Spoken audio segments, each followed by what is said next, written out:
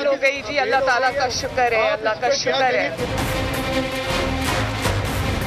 अब वो इंशाअल्लाह ताला आएगा तो 1 और 1 11 होते हैं और हम दोनों मिलकर इंशाअल्लाह ताला ये मियां साहब ने जो जद्दोजहद शुरू की है पाकिस्तान की आवाम की खातिर उसको आगे लेके जाएंगे। 1 साल 8 माह कैद के बाद हमजा शहबाज को जमानत मिल तो गई है, लेकिन ये जमानत इस वजह से नहीं मिली कि हमजा शहबाज ने मनी लॉन्ड्रिंग केस में अदालत को मुतमईन किया हो, बल्कि इस बुनियाद पर मिली है कि हमजा शहबाज को कैद में एक अरसा गुजर चुका है और ट्रायल जल्द मुकम्मल होने का कोई इम्कान नजर नहीं आता। हमजा शहबाज और उनके वालिद शहबाज शरीफ तो फिर मनी लॉन्ड्रिंग केस का सामना कर ही रहे हैं, लेकिन इसी केस में बाकी खानदान ट्रायल से ही फरार इख्तियार कर चुका है, इश्तिहारी हो चुका है। शहबाज शरीफ की अहलिया नुसरत शहबाज, उनके बेटे सुलेमान शहबाज, बेटी राबिया इमरान, दामाद अली इमरान और दामाद हारून यूसुफ, ये सब इश्तिहारी हैं। आज लाहौर हाई कोर्ट में नैब की जानिब से सीनियर वकील फैसल बुखारी अदालत में पेश हुए। उन्होंने कहा 2003 में हमजा शहबाज के असासे चंद लाख थे, 2018 में असासे बढ़कर 54 करोड़ रुपए हो गए। नैब वकील ने कहा कि हमजा शहबाज के अकाउंट्स में करोड़ों रुपए गैर कानूनी आए, इन्हें नोटिस दिए गए, लेकिन हमजा शहबाज ने रकम के बारे में कोई जवाब नहीं दिया। इनके अकाउंट में टीटी यानी टेलीग्राफिक ट्रांसफर के जरिए बैरून मुल्क से रकम मुंतकिल की गई, लेकिन हमजा शहबाज ने भी अभी तक इस रकम का सोर्स नहीं बताया। वकील के मुताबिक नैब ने 20 मुल्जिमान के खिलाफ रेफरेंस दायर किया, जिनमें से 6 मुल्जिम इश्तिहारी हो चुके हैं, जबकि 4 मुल्जिम रेफरेंस में वादा माफ गवाह बन गए हैं। नैब के वकील ने कहा 11 नवंबर को मुल्जिमों पर फर्द जुर्म आयद की गई और अब ट्रायल जारी है। अदालत में मनी लॉन्ड्रिंग से मुतालिक तैयार किया गया चार्ट भी पेश किया गया, जिसमें दिखाया गया कि मॉडल टाउन ऑफिस से मनी लॉन्ड्रिंग का नेटवर्क चलाया जाता था। वकील ने यह भी बताया कि नुसरत शहबाज, हमजा शहबाज, राबिया इमरान, जवेरिया अली और सलमान शहबाज के नाम पर टीटीज आती रहीं। वो टीटीज वसूल करने के बाद हमजा शहबाज और सुलेमान शहबाज ने मुख्तलिफ जगह पर सरमायाकारी की। नया वकील ने अपने दलाइल में बताया कि मुश्ताक चीनी ने कई लाख का जाली कर्जा हमजा शहबाज के अकाउंट में भेजा। कभी कोई पापड़ वाला हमजा शहबाज के अकाउंट में पैसे भेजता रहा, कभी हमजा शहबाज मनी लॉन्ड्रिंग के बेनिफिशरी रहे। दूसरी जानिब हमजा शहबाज का मौक़िफ़ है कि नैब ने इन्हें 20 माह से हिरासत में रखा हुआ है, जबकि ट्रायल 17 माह बाद शुरू किया गया। हमजा शहबाज को 11 जून 2019 को गिरफ्तार किया गया। इस गिरफ्तारी के 14 माह बाद जाकर रेफरेंस फाइल किया गया। 16 माह बाद फर्द जुर्म आयद की गई। रेफरेंस में 110 गवाह हैं और अभी तक सिर्फ 8 ने अपने बयानात रिकॉर्ड कराए हैं, और जिस हिसाब से केस चल रहा है ट्रायल कोर्ट को भी साल से ऊपर का अरसा लगेगा। हमजा शहबाज के वकला का मौक़िफ़ है कि ट्रायल जल्द खत्म होने का इम्कान नहीं और किसी मुल्जिम को इतने अरसे तक गिरफ्तार रखना ट्रायल से पहले सजा देने के मुतरादिफ है। इन दलाइल के बाद लाहौर हाई कोर्ट ने हमजा शहबाज को जमानत दी, जिस पर नून लीग मौक़िफ़ इख्तियार करती नजर आती है कि इन पर एक धेले की करप्शन साबित नहीं हुई। हमजा शहबाज शरीफ जो 20 माह से नाहक कैद काट रहे थे, 20 माह में एक धेले की करप्शन साबित नहीं हो सकी। आज हक और सच की फतह हुई है।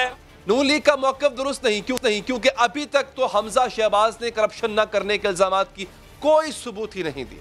गुज़िश्ता साल 11 फरवरी को लाहौर हाई कोर्ट ने ही हमजा शहबाज की दरख्वास्त जमानत मुस्तरद की थी। इस वक्त अदालत ने कहा था कि हमजा शहबाज अपने ज़राए आमदन से मुतालिक तसल्ली बख्श जवाब नहीं दे सके। इसके बाद इस साल 22 जनवरी को सुप्रीम कोर्ट में दरख्वास्त दायर की गई, जिसकी बुनियाद हार्डशिप बनाई गई थी, यानी हमजा शहबाज इतने साल से कैद में हैं, इस वजह से जमानत दे दी जाए। इस पर सुप्रीम कोर्ट ने कहा कि हार्डशिप का नुक्ता हाई कोर्ट में उठाया जाए। इस पर हमजा शहबाज ने सुप्रीम कोर्ट से दरख्वास्त वापस लेकर हाई कोर्ट में दायर की थी। हमजा शहबाज को तो आज जमानत मिल गई, ताहम उन पर केस खत्म नहीं हुआ, और सिर्फ हमजा शहबाज ही नहीं बल्कि पूरा शरीफ खानदान किसी न किसी केस का सामना कर रहा है। चौधरी शुगर मिल्स के जरिए मनी लॉन्ड्रिंग का इल्जाम नवाज शरीफ, मरियम नवाज और उनके चचाजाद भाई यूसुफ अब्बास पर भी है। इस केस में नैब ने तीनों को गिरफ्तार भी किया था, ताहम नवाज शरीफ बैरून मुल्क इलाज के लिए जमानत पर गए और अब वापस आने से इनकारी हैं। लाहौर हाई कोर्ट मरियम नवाज और यूसुफ अब्बास को भी जमानत पर रिहा कर चुकी है। इसके अलावा नवाज शरीफ और उनकी बेटी मरियम नवाज, बेटों हसन और हुसैन नवाज पर 3 रेफरेंसेस बनाए गए थे। इवन फील्ड, अल अजीजिया और फ्लैगशिप रेफरेंस। नवाज शरीफ और मरियम नवाज ने इन रेफरेंसेस का सामना किया। एहतसाब अदालत ने एवन फील्ड रेफरेंस में दोनों को सजा सुनाई, जिसे इस्लामाबाद हाई कोर्ट ने मुअत्तल किया। अल अजीजिया रेफरेंस में नवाज शरीफ को सजा सुनाई गई, लेकिन हसन और हुसैन ने अदालती कार्रवाई का सामना ही नहीं किया, जिसकी बुनियाद पर इन्हें इश्तिहारी करार दिया जा चुका है। नवाज शरीफ के समधी और साबिक वजीर खजाना इसाक डार पर भी आमदन से ज़ायद असासों का इल्ज़ाम है। वो इब्तिदा में अदालती कार्रवाई का हिस्सा बने और उन पर फर्ज जुर्म भी आयद हुई, लेकिन बाद में वो बरतानिया चले गए। अब इन्हें इश्तिहारी करार दिया जा चुका है। नवाज शरीफ पर हुकूमती तोशाखाना से तोहफे में मिलने वाली गाड़ियां गैर कानूनी तरीके से खरीदने का मुकदमा भी है, जिसमें इस्लामाबाद की एहतसाब अदालत उनके नाकाबिले जमानत वारंट गिरफ्तारी जारी कर चुकी है। मुस्लिम लीग नवाज की रहनुमा मुसद्दे से हम बात करेंगे, उनसे पूछेंगे कि शरीफ खानदान अदालतों का सामना करने के बजाय मफरूर क्यों है। डॉक्टर साहब शुक्रिया आपके वक्त का। हमजा आ सकते हैं, बाकी राना सनाउल्लाह आ सकते हैं, अब्बासी साहब आ सकते हैं, ख्वाजा साद रफ़ीक आ सकते हैं, तो बाकी क्यों नहीं आते? बाकी खानदान अगर आ जाए, अपना नाम क्लियर करवा ले, अगर हमजा को रिलीफ मिल सकता है, हमजा को जमानत मिल सकती है, तो फिर बाकियों के साथ भी इंसाफ की तवक्को रखी चाहिए। ऐसा क्यों मुमकिन नहीं है कि बाकी आपकी लीडरशिप, डॉक्टर साहब, वो आके अदालतों का सामना क्यों नहीं करती? सबसे पहले तो मैं आपको ये कहूंगा कि आप मुझे ये बताइए कि जो हमजा साहब को मिला है, क्या आप हकीकत में उसको इंसाफ जानते हैं? यानी एक शख्स को अगर आज ये कहा गया है कि उनके खिलाफ सबूत नहीं मिल रहे, तो जिसके खिलाफ सबूत ना हो उसको 2-2.5 साल जेल में रखना चाहिए। क्या ये इंसाफ का मयार है? आप समझते हैं ये इंसाफ है? और अगर आप इसी इंसाफ के तराजू को लेके PMLN के किसी भी लीडर की तरफ ले जाएं, आप ले जाइए ख्वाजा साद रफ़ीक और उनके भाई ख्वाजा सलमान रफ़ीक साहब की तरफ, और देखिए कि वो 1.5 साल जेल में रहे। उसके बाद आपने सुप्रीम कोर्ट के अंदर जो उनकी जमानत की एप्लीकेशन पे जजमेंट आई वो पढ़ी आपने, जिसमें कहा गया कि नैब जो है वो एक आला है पॉलिटिकल इंजीनियरिंग का और पॉलिटिकल मैनूवरिंग का। इसको छोड़ दीजिए, आपको याद होगा शाहिद खाकान अब्बासी साहब को जेल की काल कोठरी में रखा गया, 90 दिन उनको मौत की कोठरी में रखा गया, जिसमें मौत के जो मुजरिम होते हैं, जो मुलजिम नहीं मुजरिम होते हैं, उनको आइसोलेशन में रखा जाता है। उस चक्की में उनको रखा गया। और उसके बाद जो हाई कोर्ट का फैसला आया वो आपने पढ़ा कि ये आपने इल्ज़ाम लगाया उन पे कि जब वो वजीर आज़म पाकिस्तान थे तो अमेरिका पे उन्होंने इन्फ्लुएंस इस्तेमाल करके USAID के जरिए एक वो कंसल्टेंट फिक्स किया जिसने कॉन्ट्रैक्ट को, ये आप इल्जाम लेकर आए कि कॉन्ट्रैक्ट देने वाला कंसल्टेंट USAID का था, जिसको हुकूमत अमेरिका ने अपॉइंट किया था, जिसको शाहिद खाकान ने इन्फ्लुएंस किया। फिर आपको याद होगा एहसन इकबाल साहब का मुकदमा, और एहसन इकबाल साहब के मुकदमे में उन्होंने पूछा कि अच्छा आप ये कह रहे हैं कि यहाँ पे एक स्पोर्ट्स कॉम्प्लेक्स जो बना है नहीं बनना चाहिए था, तो जिसने बनाया उसको पकड़ा तो पता चला उसे शामिल तफ्तीश ही नहीं किया। तो कहा कि एहसन इकबाल को क्यों पकड़ा? तो कहने लगे इन्होंने एक दफा जमीन की निशानदही की थी। आप देखिए जहाँ पे इस तरह की चीजें हो रही हों, और अभी मैं आपसे वो मलिक साहब मरहूम अल्लाह उनको जन्नत में, उनको माफ फरमाए, मगफरत फरमाए, जन्नत में जगह दे, जज मलिक अरशद साहब ने की जो वीडियो सामने आई थी और दीगर अवामिल भी आपके सामने इलेक्शन के हवाले से जो चीजें सामने आ रही, क्या आपको देखने में लगता है कि ये इंसाफ हो रहा है? क्या आपको इंसाफ होता हुआ दिख रहा है? क्या ये इंसाफ के पैराए होते हैं? तो मैं ये समझता हूँ कि जो आप बात कर रहे हैं कि सबको इंसाफ मिलेगा, वो हो सकता है किसी को 10 साल बाद मिले, हो सकता है किसी को 5 साल बाद मिले। इससे पहले जो आमराना दौर थे उन अदवार के अंदर भी इसी तरह के इंसाफ मिलते रहे। बहुत से लोग हैं जिनको परवेज मुशर्रफ साहब के जाने के बाद इंसाफ मिल गया, तो कहना चाहिए कि भाई अगर आप 10 साल जेल में रहे तो क्या हर्ज है? परवेज जवाब तो फिर भी देना पड़ेगा ना सर, ये जवाब तो देना ही पड़ेगा ना कि वो पप्पू पापड़ वाला या नदीम पापड़ वाला कौन था, उसके अकाउंट में करोड़ों रुपए कैसे आ गए, हमजा साहब के मैनेजर के अकाउंट से किसी पापड़ वाले अकाउंट में, पापड़ वाले के अकाउंट से फिर हमजा साहब के अकाउंट में ये टीटियां कहां से लग के आती थी। इनके जवाब तो फिर भी नहीं दिए गए। आपने जो जमानत ली है उसमें तो मोस्टली टेक्निकल ग्राउंड है, एक बात। और दूसरा मुझे ये बताएं कि कभी ना कभी तो सामना करना पड़ेगा ना कभी जो बाकी एब्सकॉन्डर्स हैं, जो बाकी इश्तिहारी हैं आपकी जमात के सर, उन्हें कभी ना कभी तो आके अपने ऊपर से इश्तिहारी का धब्बा हटाना पड़ेगा कि ये ऐसे चलता रहेगा। जी बिल्कुल करना पड़ेगा, मगर उस वक्त जब सुप्रीम कोर्ट ऑफ पाकिस्तान नहीं कह रही होगी कि नैब जो है वो एक टूल है, एक आलाए कार है पॉलिटिकल इंजीनियरिंग का, ये सुप्रीम कोर्ट ऑफ पाकिस्तान ने कहा है। और ये जो लोग कैद में हैं ये नैब की वजह से कैद में हैं। तो नैब जिस तरह का इंसाफ दे रही है और जिस तरह की डिस्क्रेशन है नैब के पास, उसके बाद फिर क्या सवाल उठता है कि वो नैब जिसके मुतल्लिक जो बयानिए हैं वो वुज़रा इजरा करें, वो नैब जिनके मुकदमात में वुज़रा आके टेलीविजन पे बताएं कि फलां दिन फलां चौक से फलां साहब पकड़े जाएंगे, वो ऐसे इदारे जिनकी मौजूदगी के अंदर प्राइम मिनिस्टर साहब कहें कि मैं इसको मौत की काल कोठरी में फेंकूंगा, और फिर राना सनाउल्लाह साहब की गाड़ी में से 35 किलो हेरोइन निकला है और लोग खुदा की कस्में खाते रहे हैं और खुदा को जान देनी और खुदा को हाजिर नाजिर, कौन से खुदा को इन्होंने जान देनी, किस खुदा को हाजिर नाजिर जान के वो जिस वीडियो का जिक्र कर रहे थे वो कहाँ गई। तो जिस जगह पे इस तरह इंसाफ हो रहा हो, इदारों में इस तरह की इंसाफ की बढ़त हो, वहां पे आप खुद ही सोचिए कि क्या आप समझेंगे, आपके अगर बुजुर्ग हों या बच्चे हों तो आप चाहेंगे कि 8-8 साल वो जेल में रहें, उसके बाद फिर कभी ना कभी तो इंसान या मर जाता है। और डॉक्टर साहब देखिए, फिर ये बताइए बाकियों को क्या सुरखाब के पर है कि वो जेल में नहीं रह सकते, और जो बाकी लीडरशिप है, आप जैसी लीडरशिप है, राना सनाउल्लाह हो गए, अब्बासी साहब हो गए, ख्वाजा साहब हो गए, ये जेलों में रह सकते हैं, मतलब क्यों? फिर इनके भी एब्सकॉन्डर हो जाए। फिर देखे ना, राना सनाउल्लाह भी अपना केस ना लड़ते, कहीं और भाग जाते, ख्वाजा साद रफीक साहब भी कहीं चले जाते, अब्बासी साहब भी हैं, वो भी कहीं ना कहीं, वो तो साबिक वज़ीर आज़म रह चुके हैं, वो भी कोई राह अख्तियार कर लेते। इन लोगों ने क्यों ये राह अख्तियार किया? फिर इसहाक डार साहब ने, हुसैन नवाज साहब ने, उनके बेटे हसन नवाज साहब ने, दामाद ने शहबाज शरीफ के, नवाज शरीफ साहब ने खुद, सलमान शहबाज उनके जो बेटे हैं, उनका भाई जेल भुगत रहा है, वो नहीं भुगत रहे हैं, इन्होंने फिर ये राह क्यों इख्तियार की हुई है सर? और अगेन, क्या नवाज शरीफ ने सियासत नहीं करनी? क्या उन्होंने एब्सकॉन्डर रह के ही सारी जिंदगी बाहर गुजार देनी है? आप ये समझते हैं? जी, नवाज शरीफ साहब का तो जैसे ही इलाज हो जाएगा वो आना चाहते हैं, पार्टी की उनको है ये, मैं पार्टी की जो शूरा है, जो पार्टी की काउंसिल है, जो उसको गवर्न करती है, उनका मशवरा उनको यही है कि जिस तरह इस वक्त बेइंसाफी हो रही है उन्हें नहीं आना चाहिए। मगर नवाज शरीफ इस बात को बाहर रद्द कर चुके हैं और उनका नुक्ता नजर यही है कि जैसे उनकी सर्जरी हो जाएगी उसके बाद वो वापस आ जाएंगे। तो ये बताइए, पंजाब की सियासत में क्या कोई हलचल मचाएंगे आप? हमजा साहब बाहर आ गए हैं, गो के जमानत पर हैं, मगर पीडीएम के स्टेज पे मरियम साहिबा के साथ इकट्ठे नजर आएंगे? क्योंकि एक था तो सही कि जनाब मुश्किल है कि वो मरियम साहिबा के साथ खड़े हो। बिल्कुल मुतवक्का है, क्यों मुतवक्का नहीं है? आपने आज मरियम साहिबा का बयान सुना होगा जिसमें उन्होंने कहा कि मरियम मेरा भाई है, मेरा छोटा भाई है, और मैं फूले नहीं समाती उनके इस बेल के फैसले से, और उनके आने से 1+1 2 नहीं होगा बल्कि 1+1 11 होगा। और पूरी पार्टी को ये यकीन है कि हमजा साहब जिस मुस्तदी के साथ और जिस सोच विचार के साथ अमली सियासत करते हैं और जिस तरह के उनकी दोस्तियां और भाईचारे हैं पार्टी के मुख्तलिफ अरकान से, तो पार्टी की पंजाब के अंदर एक नई रूह और फूंकी जाएगी। और पहले ही एक मोमेंटम जिसके नतीजे में ये इंतखाबी रिजल्ट्स आपके सामने आए हैं, जहाँ पे हर ज़िमनी इंतखाब में पीटीआई को इबरतनाक शिकस्त हो रही है। और ये भी याद रहे सर कि ज़िमनी इंतखाबात वो इंतखाबात होते हैं जिसमें हमेशा जो हुकूमत उस वक्त की होती है वो जीतती है। तो आप सोचें कि इस दिवालिया हो गया तमाम इलेक्शंस में, और ये डस्का में जहां जलसा भी हमारा हुआ, वहां पे उन्होंने सिर्फ इस इबरतनाक शिकस्त से बचने के लिए पूरा इलेक्शन का अमला जो है उसको गायब कर दिया। और वो मैं हमेशा मजाक में कहता हूं, तो आपके सामने भी उसी तरह मैं पेश। ठीक है डॉक्टर साहब, बहुत बहुत शुक्रिया आपके कीमती वक्त का। एक वक्फा लेंगे, वक्फे के बाद पूछेंगे कि तहरीक-ए-इंसाफ जो इंतखाबात ओपन बैलेटिंग से करवाना चाहती थी, ऑनरेबल सुप्रीम कोर्ट के इन रिमार्क्स के बाद क्या अब वो मुमकिन हो पाएगा? वक्फे के बाद पूछेंगे।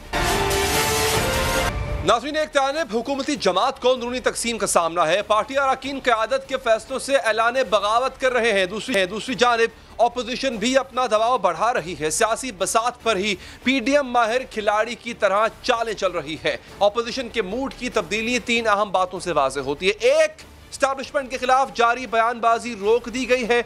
2, सड़कों पर मौजूद ऑपोजिशन ने वापस पार्लियामेंट का रुख कर लिया है। 3, एस्टैब्लिशमेंट के रवैये की मुबैना तब्दीली के इशारे दिए जा रहे हैं। यही नहीं नाजरीन, बल्कि सुप्रीम कोर्ट से भी अच्छी खबर की उम्मीद दम तोड़ती महसूस हो रही है। बल्कि आज तो सुप्रीम कोर्ट से जो रिमार्क्स सामने आए हैं, इससे यूं महसूस होता है कि अदालत की राय हुकूमत के ख्वाहिश के खिलाफ आ सकती है। आज सदारती रेफरेंस की समात में चीफ जस्टिस गुलजार अहमद ने कहा कि सेनेट इंतखाबात में खुफिया वोटिंग होनी चाहिए या नहीं, इस बात का फैसला पार्लियामेंट करेगी। सुप्रीम कोर्ट पार्लियामान का मुतबादिल नहीं, पार्लियामान का इख्तियार अपने हाथ में नहीं लेंगे। चीफ जस्टिस ने कहा कि रियासत के हर इदारे को अपना काम हुदूद में रहकर करना है।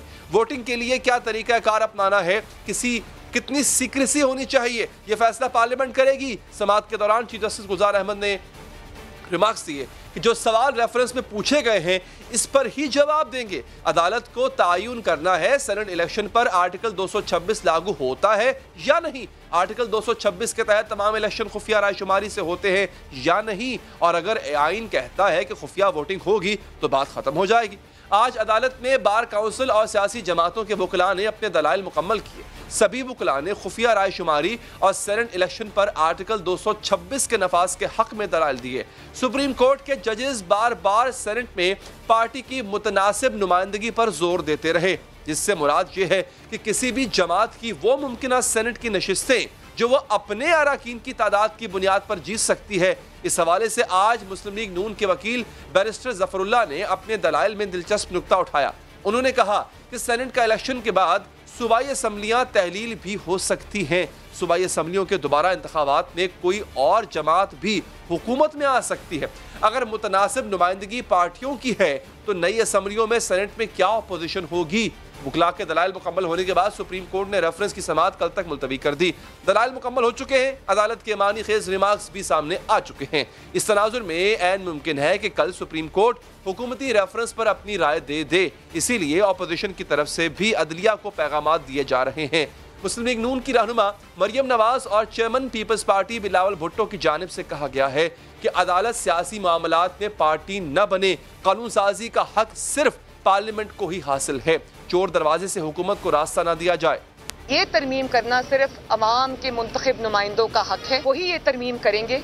ये इख्तियार सुप्रीम कोर्ट के पास नहीं है और मैं सुप्रीम कोर्ट को पहले भी ये रिक्वेस्ट कर चुकी हूँ कि ये एक सियासी मसला है, आप इसमें पार्टी ना बने। अगर कानून में तब्दीली लेकर आना है या आईन में तब्दीली लेकर आना है, वो पार्लियामान ही वो जगह है जहाँ कानून साजी हो सकती है।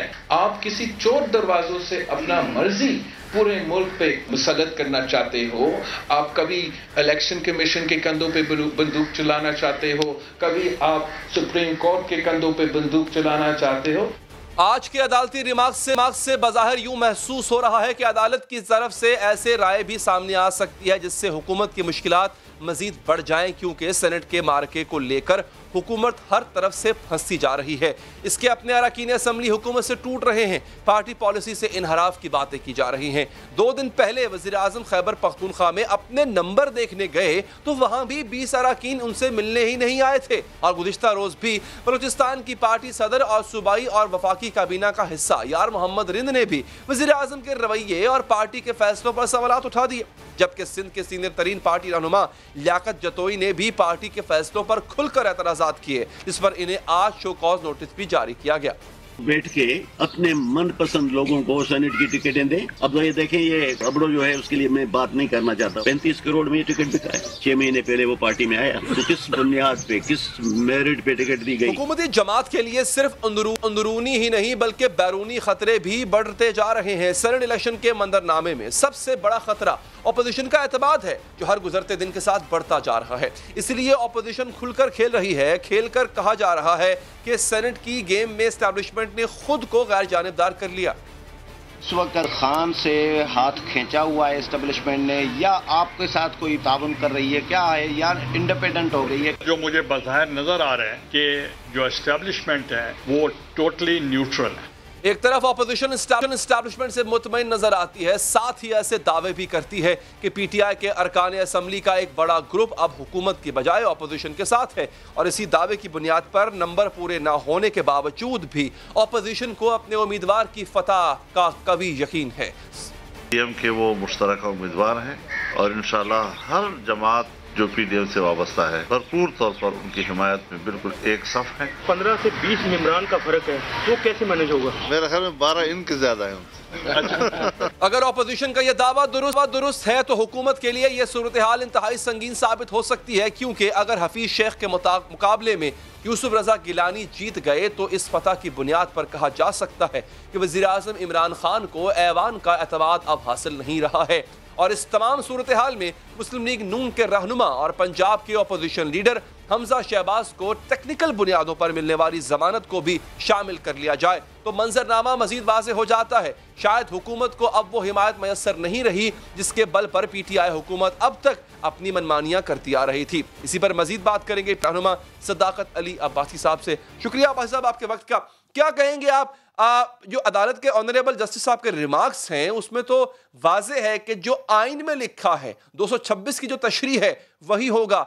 आप जो चीज चाह रहे थे सुप्रीम कोर्ट से, ऐसा महसूस हो रहा है शायद वो आपको मिलती हुई नजर नहीं आ रही है। देखिए अली, हमने सारे ऑप्शंस इस्तेमाल करने थे, अब हम कर रहे हैं।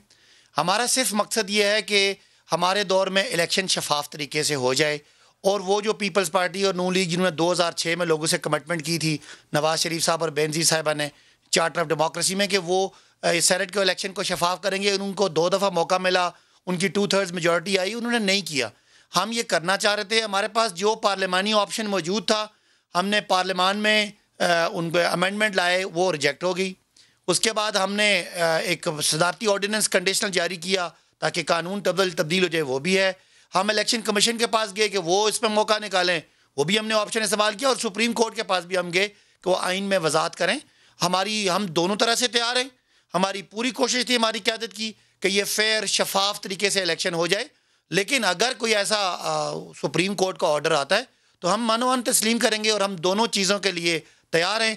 अगर ये सुप्रीम कोर्ट का फैसला तब तक नहीं आता और थोड़े अरसे बाद और ये फैसला नहीं आता, तो फिर इलेक्शन हमारा जो 2017 का एक्ट में हमने जो अमेंडमेंट की है उसके हवाले से होगा। और अगर सुप्रीम कोर्ट का डायरेक्शन आ जाती है या उसकी एडवाइस आ जाती है तो उसके मुताबिक हमें कोई इसमें एतराज नहीं है। हम कोशिश जो है आप उसके साथ जाएंगे। फिर अगर सुप्रीम कोर्ट का फैसला तब तक नहीं आता और इलेक्शन का टाइम आ जाता है, तो फिर तो हमने तो एक्ट तो सदारती ऑर्डिनेंस के तहत उसमें तरमीम की हुई है, और वो कानून होगा। लेकिन अगर सुप्रीम कोर्ट का उसमें वजाहत आ जाती है, जो उनकी एडवाइस आ जाती है, तो फिर हमें खुफिया बैलेटिंग से करना पड़ेगा। तो हम उसके लिए भी तैयार हैं। लेकिन पाकिस्तानी अवाम के सामने आपने ये एडवाइस ली है कि इधर it's an act of parliament और इधर इट्स एन अमेंडमेंट, तो वो एडवाइस आपको मिली नहीं, तो फिर आप कैसे कह सकते हैं कि ये एक्ट ऑफ पार्लियामेंट है, इसमें तब्दीली कर दो?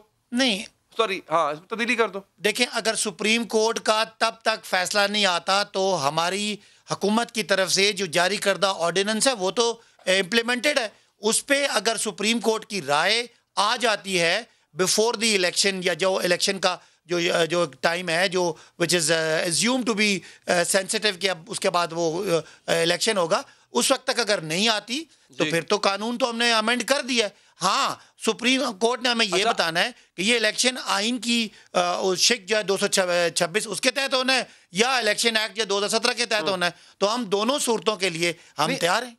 अगर सर लेट से एक और सिनेरियो डिस्कस करते हैं भाई साहब, बल्कि मुझे मालूमात दीजिएगा इस हवाले से। अगर लेट से दोनों तरफ हो सकता है ना फैसला, हक में भी आ सकता है, खिलाफ भी आ सकता है। अगर फैसला ये इसके खिलाफ आ जाता है तो फिर क्या करेंगे? फिर जो उसके तहत आपकी अमेंडमेंट के तहत जो इलेक्शन हुए होंगे, फिर वो स्टैंड कहां करेंगे? देखिए ना, हमारी अमेंडमेंट जो थी वो सब कंडीशनल थी, मशरूत थी सुप्रीम कोर्ट की वजाहत के साथ। अगर सुप्रीम कोर्ट की वजाहत उस टाइम से पहले आ जाती है जो टाइम इलेक्शन होल्ड कराने के लिए डिसाइड हुआ है, फिर तो सुप्रीम कोर्ट की राय पे इलेक्शन होगा। लेकिन अगर किसी वजह से सुप्रीम कोर्ट का फैसला नहीं आता तो वो तो कानून है। हमारा कानून यह है कि ओपन बैलेट से होगा। नहीं, और अगर इलेक्शन के बाद आया, वही तो मैं अर्ज कर रहा हूं, इलेक्शन के बाद आया और खिलाफ आया, तो तब उस इलेक्शन की हैसियत क्या होगी? मैं ये पूछना चाह रहा हूं आपसे। देखिए ना, वो तो फिर एक और आईनी सवाल है। मैं इतना बड़ा आइन और कानून का एक्सपर्ट तो नहीं हूँ, लॉ का स्टूडेंट तो नहीं हूँ। वो तो फिर सुप्रीम कोर्ट डिटर्मिन कर देगी ना। अगर let's assume supreme court decide करती है, उस वक्त फैसला आ चुका होता है, तो सुप्रीम कोर्ट की वजाहत फिर वो ज़्यादा कॉम्प्रहेंसिव होगी कि वो उस सारे एक्ट के बारे में क्या कहते हैं। अभी हमें सुप्रीम कोर्ट ने रोका तो नहीं है, सुप्रीम कोर्ट ने कोई इलेक्शन पे स्टे तो नहीं दिया, तो इलेक्शन तो हो जाएगा, फिर उस पर सुप्रीम कोर्ट की राय भी आ जाएगी। तो वो जनरली स्पीकिंग ये होगा कि अगर सुप्रीम कोर्ट का कोई ऐसा फैसला आना है तो उससे पहले आ जाएगा। हम आइन और कानून के दायरे में रह के इस इलेक्शन को शफाफ बनाने की हर मुमकिन कोशिश करेंगे, जबकि लकीर के उस तरफ वो पूरी कोशिश कर रहे हैं कि वो खरीदो फरोख्त की मंडी लगी रहे और जारी रहे, और उसमें उनका वो गोरख धंधा जो उन्होंने इससे पहले हर इलेक्शन में किया वो जारी रहे। तो ये राइट और रॉन्ग की लड़ाई है।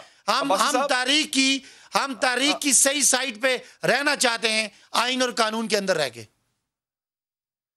सर ये आप जरा गौर से सुनिएगा। सवाल नहीं सुन सका। देखिए, आपके पास मैं सवाल बताता हूं आपको। अभी ऑनरेबल सुप्रीम कोर्ट ये कहता है कि सुप्रीम कोर्ट पार्लियामान का मुतबादल नहीं है, पार्लियामान का इख्तियार अपने हाथ में नहीं लेगी। उन्होंने कहा कि जनाब सेनेट इंतखाबात में खुफिया वोटिंग होनी चाहिए या नहीं, इस बात का फैसला पार्लियामेंट करेगी। आगे सुनिएगा गौर से जरा। वो कहते हैं सर कि सेनेट इलेक्शन पर आर्टिकल 226 लागू होता है या नहीं, अदालत को इस बात का तयन करना है। आर्टिकल 226 के तहत तमाम इलेक्शन खुफिया रायशुमारी से होते हैं या नहीं, और अगर आइन कहता है कि खुफिया वोटिंग होगी तो बात खत्म हो जाएगी। आइन तो ये कह रहा है फिलहाल। अब सर अर्ज ये है कि आपके पास ऑर्डिनेंस लाने की वजह ही यही थी कि चूंकि कानून में गुंजाइश नहीं थी, आप ऑर्डिनेंस इस वजह से लेके आए। सुप्रीम कोर्ट ये कह रहा है अमेंडमेंट आप कर नहीं सक रहे थे, आपको सुप्रीम कोर्ट ये कह रहा है कि पार्लियामेंट ने ये काम करना है, पार्लियामेंट में जाके आप ये काम कर नहीं सकते, तो आपको लगता नहीं है कि खुफिया रायशुमारी ही प्रिवेल करेगी? देखिए ये दो बातें हैं। ये तो बिल्कुल ठीक है कि आइन में तरमीम पार्लियामेंट ने करनी है, ये सबको पता है और सुप्रीम कोर्ट ने भी बता दिया। लेकिन इसमें दो कानूनी राय मौजूद हैं।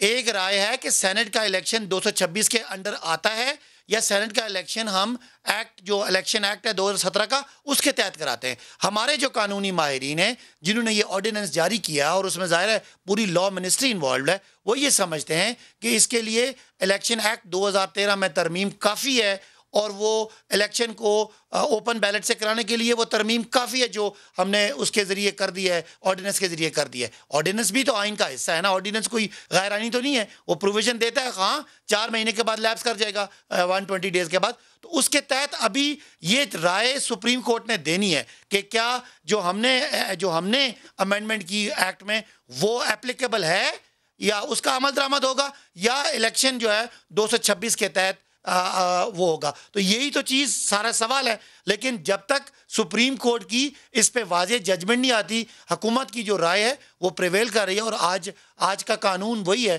कि ओपन बैलेट से सेनेट का इलेक्शन होगा।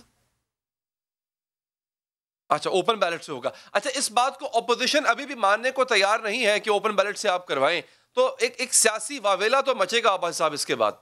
देखिए ना, हमने तो अपनी हर कोशिश की है। ऑपोजिशन का वावेला मैटर नहीं करता, मैटर करते हैं इंस्टीट्यूशन। एक एग्जेक्टिव थी, उसके पास जो इख्तियार था कानून में तरमीम करने का उन्होंने कर दिया। एक सुप्रीम कोर्ट है जिसने उसमें अपनी तशरीह करनी है कि ये सही है कि गलत है। हुकूमत ने अपनी समझ और अपनी बसात के मुताबिक वो काम कर दिया है और एक अपनी विल भी शो कर दी है कि हम तारीख की राइट साइड पे खड़े हैं, हम ये जो ख़रीदो फरोख्त की मंडी है इसको जड़ से उखाड़ना चाहते हैं। जबकि दूसरी तरफ इसके खिलाफ बोलने वाले, इलेक्शन में शफाफियत का रोला डालने वाले, इलेक्शन में धांधली का शोर शराबा करने वाले आज धांधली की एक और एक्सरसाइज के अगर हक में बोलेंगे तो कल हमारे जो इलेक्टोरेट हैं, हमारे जो वोटर हैं, हमारे जो कंस्टिट्यूएंट्स हैं वो देख रहे हैं कि एक तरफ करप्ट पार्टीज हैं और वो हर चीज़ में करप्शन को सपोर्ट करते हैं और एक तरफ शफाफियत की पार्टी और उसका लीडर है जो हर कोशिश कर रहा है कि शफाफियत के लिए जहां तक वो जा सकता है वो जाए। तो हम तारीख में सुरखरू हो जाएंगे, इलेक्शन चाहे ओपन से हो या खुफिया से हो। ठीक है अब्बासी साहब, बहुत बहुत शुक्रिया आपके कीमती वक्त का। आगे बढ़ेंगे नाजरीन। अजीब मंजर है, जिन्होंने अदालत का तकद्दुस पामाल किया, आला तरीन ओहदों के बेहुरमती की, उनकी पर्दा पोशी की जा रही है। वकला बिरादरी इस्लामाबाद हाई कोर्ट में हंगामा आराई करने वाले वकला के दिफा में सामने आ गई। कहा जा रहा है कि तोड़ फोड़ करने वाले वकीलों के खिलाफ मुकदमात वापस लिए जाएं। जिन्होंने अदालत का एहतराम रौंदा उनके खिलाफ तौहीन अदालत के नोटिस भी वापस लिए जाएं। पाकिस्तान बार काउंसिल अपने वकीलों के बचाने के लिए सिर्फ ये ज़बानी मुतालबात ही नहीं कर रहे बल्कि अमली तौर पर भी इन वकीलों से इज़हार यकजहती किया जाएगा, जिसके लिए पूरे मुल्क में कल हड़ताल भी की जा रही है। पाकिस्तान बार काउंसिल के एलामिये में खबरदार भी किया गया कि अगर ये मुतालबात न माने गए, अगर इस हड़ताल के बावजूद भी वकला के खिलाफ कार्रवाई जारी रही तो पूरे मुल्क के वकला का नुमाइंदा कन्वेंशन बुलाया जाएगा जिसमें आइंदा की हिकमत अमली तय की जाएगी। वकला की तरफ से ये इकदाम हैरान कुन है और हैरान कुन इसलिए क्योंकि 8 फरवरी को जो कुछ इस्लामाबाद में हुआ, जिस तरह CDA की तरफ से इस्लामाबाद कचहरी में गैर कानूनी चैम्बर्स गिराए जाने के बाद वकला ने इस्लामाबाद हाई कोर्ट पर चढ़ाई की थी, तोड़ फोड़ की थी, वो सारी दुनिया ने देखा। एक बार फिर देख लेते हैं नाज़रीन।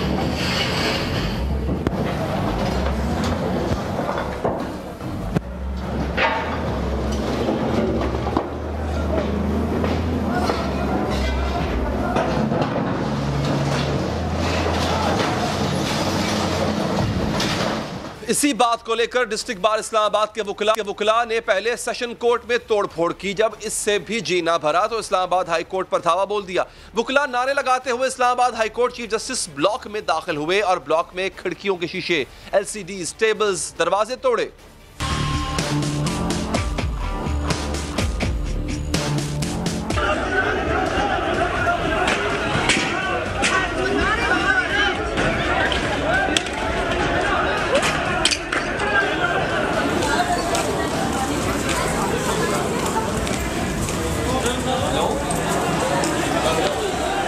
और जाहिर है कि जो कुछ भी हुआ था 100% गैर कानूनी बल्कि मुजरिमाना इकदाम था और जिन्होंने ये सब किया उनके खिलाफ कार्रवाई भी होनी चाहिए। लेकिन वकील बरादरी इस खुली हंगामा आराई पर आंखें खोलने के लिए तैयार नहीं है।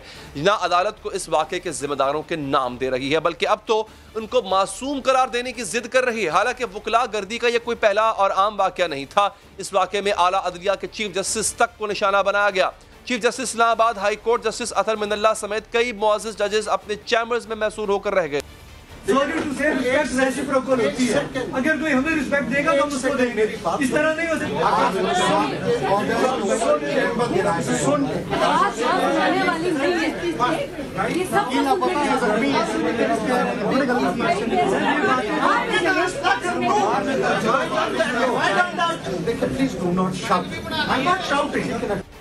इस वाक़े के बाद इस्लामाबाद हाई कोर्ट ने 17 वकला के खिलाफ तौहीन अदालत की कार्रवाई शुरू की थी, जबकि 11 फरवरी को chief justice Islamabad high court ने इस अफसोसनाक वाक़े पर पाकिस्तान बार काउंसिल और इस्लामाबाद बार काउंसिल को एक ख़त भी लिखा था, जिसमें उन्होंने उम्मीद जाहिर की थी कि बार काउंसिल्स खुद इस्लामाबाद हाई कोर्ट पर हमले करने वालों का एहतसाब करें। उनका कहना था कि वक्त का तकाजा है कि बार काउंसिल्स भी खामोशी तोड़कर नई रिवायत कायम करें। मुझ समेत कोई भी शख्स कानून से बालातर नहीं, वकला ही कानून के महाफिज हैं। पूरी कौम बार काउंसिल्स की तरफ देख रही है कि एक्शन हो। चंद शरपसंद वकला ने पूरी बार का सर शर्म से झुका दिया। उम्मीद करता हूं ऐसे वकला के खिलाफ पाकिस्तान और इस्लामाबाद बार काउंसिल्स कार्रवाई करेंगे।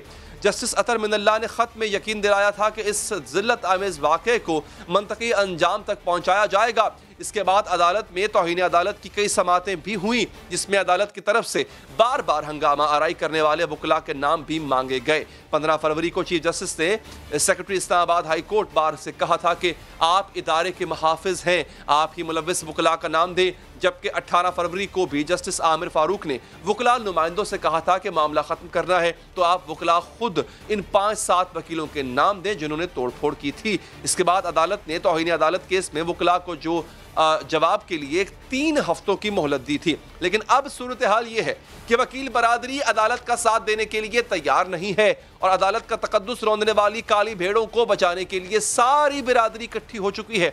मुल्क गिर एहतजाज करके बड़े इकदाम के इशारे दिए जा रहे हैं। इस पर बात करेंगे। हमारे साथ मौजूद हैं पाकिस्तान काउंसिल के वाइस चेयरमैन खुशदिल खान साहब। बहुत शुक्रिया खान साहब आपके वक्त का। खान साहब, एक तो गलत कदम उठाया गया, बल्कि मुजरिमाना कदम उठाया गया, अब उसको डिफेंड भी किया जा रहा है। कोई सॉलिड रीजन है आपके पास कि उस तोड़फोड़, उस बलवे, उस हंगामा आराई को आप डिफेंड करें? बिस्मिल्लाहिर्रहमानिर्रहीम। मैं आपका बहुत मशकूर हूँ कि आपने मुझे अपने प्रोग्राम में ले लिया।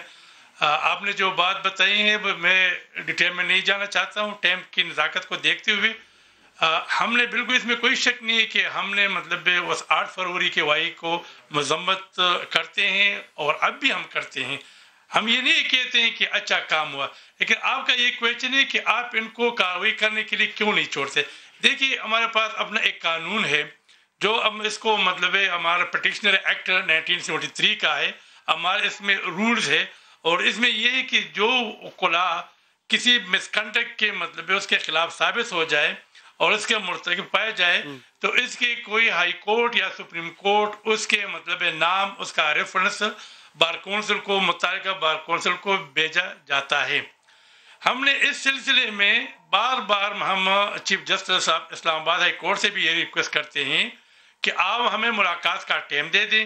आपने एक तरफ मतलब FIR काटें, अच्छा किया आपने, फिर आपने उनको शोकात नोटिस दे दिया, अच्छा किया, फिर आपने मतलब फुल बेंच का मुकर्रर करके बकाया मतलब जितने चैम्बर है उनको गिराने का हुक्म दे दिया। तो ये कहाँ का इंसाफ है?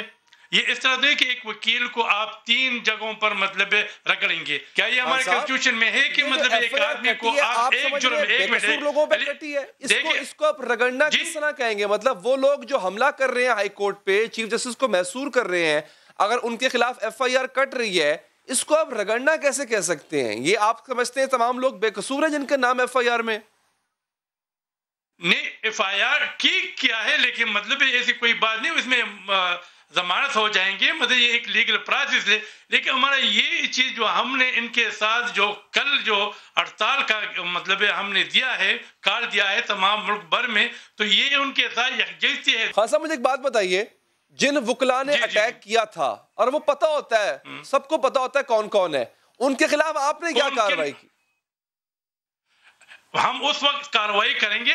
कानून में ये है कि वो हमें हाई कोर्ट या सुप्रीम कोर्ट हमें रेफरेंस भेजेंगे और उसके साथ उनके मतलब डॉक्यूमेंट्स होंगे, सबूत होंगे। ऐसे तो हम नहीं कर सकते। क्या पता चलता है कि वहां पर कौन थे, ये कौन कहते हैं? जिनको पता है, अगर जज साहब मतलब उसमें है तो उनको चाहिए कि हमें रेफरेंस भेज देते, अब भी भेज दे, अब भी उनके पास टाइम है। तो अब फिर हमारा मतलब है अपने कानून में प्रोसीजर से हम उसके प्रोसीजर के मुताबिक उन वकला के खिलाफ इंक्वायरी करेंगे। ऐसा तासुर मिलता है जब से ये वाकया हुआ, मेरे प्रोग्राम में आके आप जैसे मुअज़्ज़िज़ और नामी वकला ने बात की मेरे प्रोग्राम में आके, लेकिन कहीं से भी मुझे एक लम्हे के लिए माज़रत के साथ साथ ये तासुर नहीं मिला कि वकला बिरादरी, मैं सबकी बात नहीं कर रहा, मगर अक्सरियत वो अपने इस अमल पे शर्मिंदा हैं, बशमूल आपके। मतलब कहीं से भी इस बात पर कोई शर्मिंदगी का इज़हार नहीं हो रहा कि यार ये काला धब्बा लगा है वकला के काले कोट पर कि 8 फरवरी का वाकया हुआ, इस पे किसी ने शर्मिंदगी का इज़हार नहीं किया। सर अभी भी कानूनी गुत्थियों में उलझाया जा रहा है। देखिए मैं आपको बात बता दूं रेजर साहब, उसमें हकीकत की नजर से देखना चाहिए। पहले ये किस तरह ये वाकया हो गया? डिस्ट्रिक्ट जज जब उनके मातहत थे वो 2 चैम्बर को गिराने का हुक्म देता है, वो लेटर भी मेरे पास है, वो मैंने चीफ जस्टिस ऑफ पाकिस्तान को भी दिखा चुका हूं, उनके मतलब दे चुके हैं हम। वो 2 चैम्बर के बजाय उन्होंने 50 से लेकर 100 तक गिराए। क्यों गिराए? बगैर कोई नोटिस के। तो क्या ये कानून मेरे लिए है, उनके लिए कानून नहीं है? सीडीए वालों के लिए। हाँ साहब आप ठीक कह रहे हैं, मैं आपकी बात को तस्लीम करते हुए आपके सामने एक सिनेरियो रख रहा हूँ। ठीक है सर, आपके साथ नाइंसाफी हुई, आपने ऐसा किया।